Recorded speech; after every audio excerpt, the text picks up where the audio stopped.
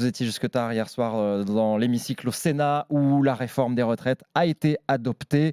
195 voix pour, 112 contre, avec finalement 24 heures d'avance puisqu'il restait la journée d'aujourd'hui pour débattre.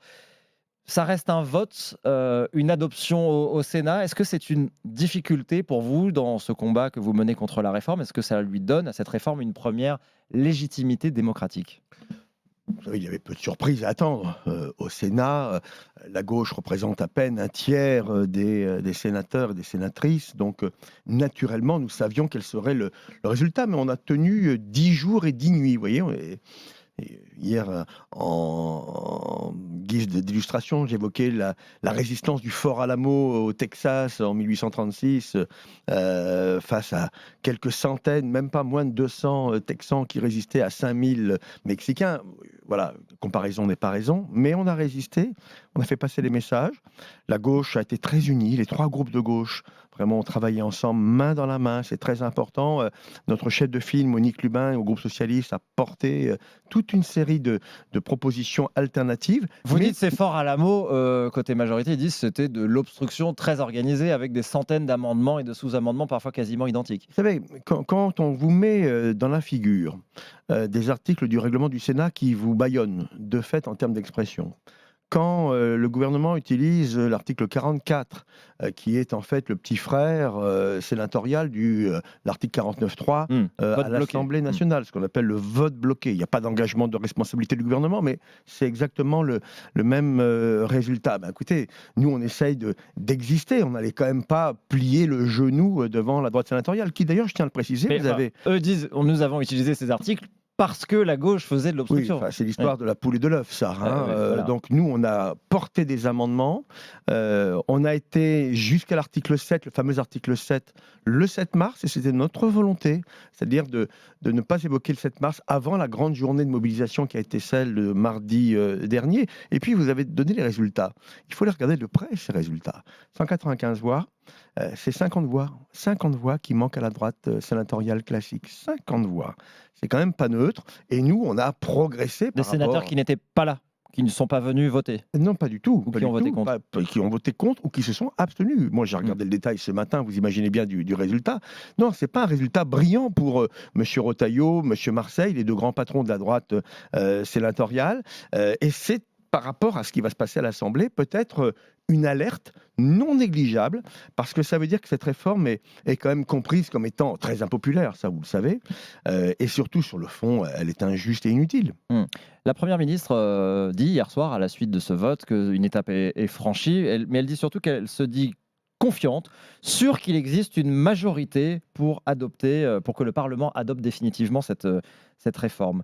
Compte tenu de ce que vous venez de nous dire, vous avez l'impression qu'elle s'avance un peu trop ? C'est la méthode Coué. Voilà, c'est la méthode Coué.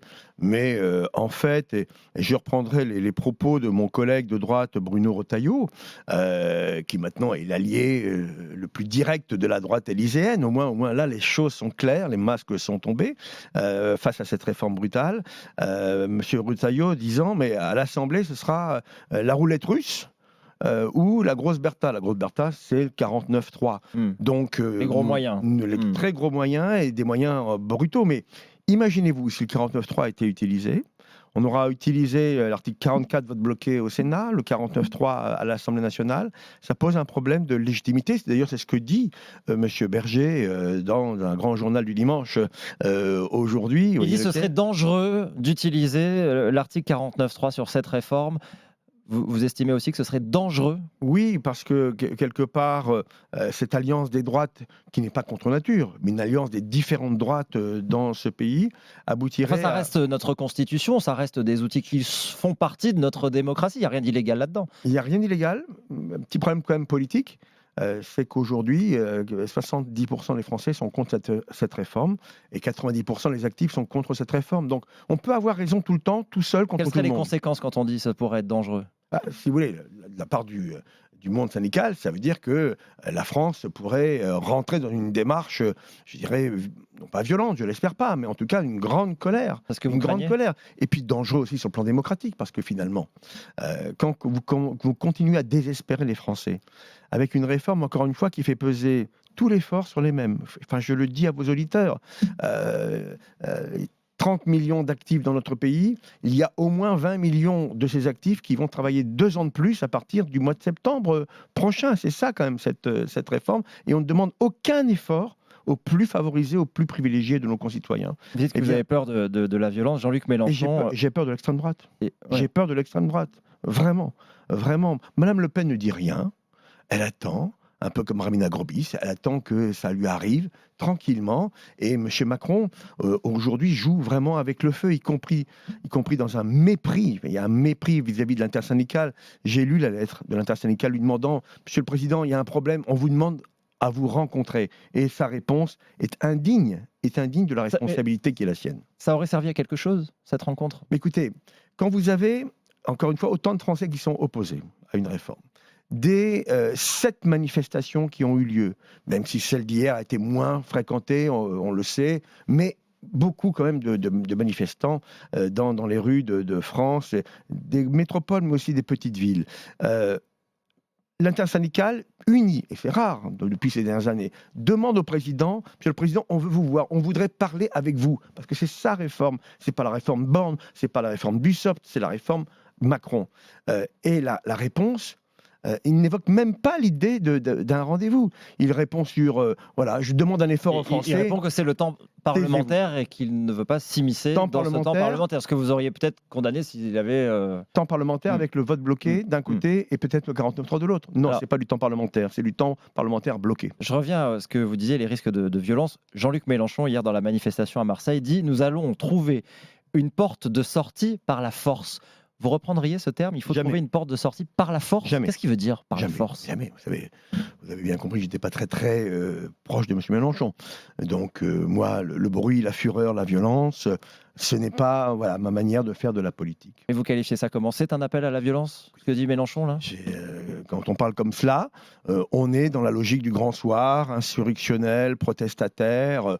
Voilà, mais la France insoumise, au travers, en tout cas au moins, parce que peut-être tous les insoumis ne sont pas comme M. Mélenchon, on l'a bien vu il y a quelque temps, mais quand M. Mélenchon parle comme cela, il parle comme un leader d'extrême gauche dont il est issu. C'est tout à fait respectable en termes, je dirais, de partage politique sur l'échiquier politique français.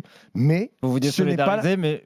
Ce n'est pas la gauche. Vous êtes toujours au Parti Socialiste qui est membre de la NUPES avec Jean-Luc Mélenchon. Mais écoutez, le Parti Socialiste a montré, y compris hier dans ses instances nationales, il y a eu un conseil national, que effectivement la NUPES était un cadre aujourd'hui, mais qu'il faudrait sûrement revisiter cet accord politique, notamment à l'aune de ce qui s'est passé à l'Assemblée nationale il y a maintenant 15 jours. Je pense que c'est important. Vous savez, moi je crois au rapport de force en politique. Et je souhaite que mon parti, le Parti socialiste, retrouve toute sa place au sein de la gauche, rassemblée. Mais être rassemblé, ce n'est pas être aligné. Comment on sort de ce blocage dans le pays? Les syndicats ont évoqué la possibilité, ont demandé à Emmanuel Macron de consulter les Français par référendum. C'est une idée que vous soutenez, vous aussi? Vous aviez déposé une motion référendaire. Une motion là-dessus? Voilà, tout à fait.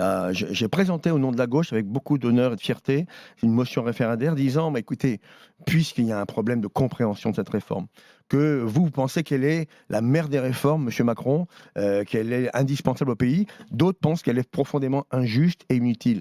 Eh bien, consultons les Français. Mais ça veut dire que le Parlement n'est plus légitime? Il faut que les Français revotent? La Ve République prévoit 2 légitimités. La légitimité démocratique représentative par le Parlement et la légitimité directe par le peuple. C'est dans la Constitution. Eh bien, nous disons au président de la République, ne passez pas en force. Ne passez pas en force. Consultez les Français. Et qu'est-ce qui se passe si c'est non? Si c'est non, écoutez, ça voudrait dire que le président de la République a été désavoué.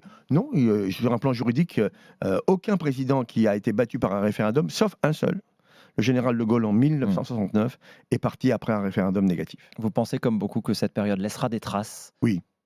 Oui, parce que une droite suffisante, une droite qui fait le grand écart. Je voyais M. Ciotti ce matin déclarer, oui, on est très opposé à M. Macron, mais il faut soutenir la réforme de maire de M. Macron. Aller chercher cela. Donc la confusion est source de beaucoup de colère. Merci Patrick Caner d'être venu ce matin en direct dans le studio d'RMC, président du groupe socialiste au Sénat. Très bonne journée à vous.